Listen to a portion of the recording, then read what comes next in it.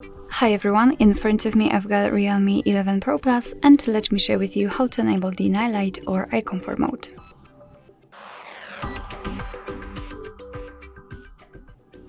So I'd like to start with the fastest way to enable this mode, and then I'll show you how to customize it.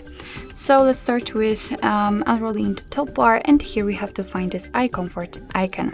All we have to do is tap on it, and let me pick always on, and as you can see the screen turns a little bit yellowish or amber, and it is in order to filter the blue light.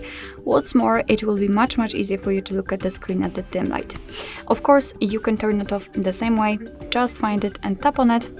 And if you want to fastly get into proper settings, simply tap on it and hold it, and your device should transfer you to the eye comfort options. However, let me show you the full path.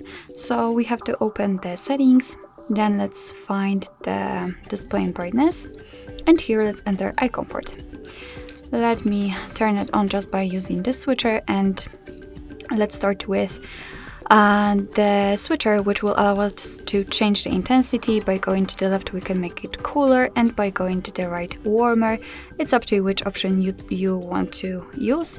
Here we've got also the display effect, so we've got the color, so your device will display the colors and they will be affected with the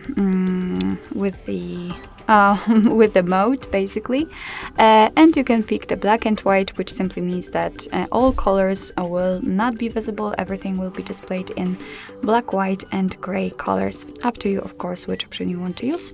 And we've got also the schedule feature, so let's simply turn it on. And basically you can manually pick the start and the end time, which is of course up to you. You can just tap on it and by swiping pick the turn on and off time, so your device will use the schedule to automatically enable the option and turn it off.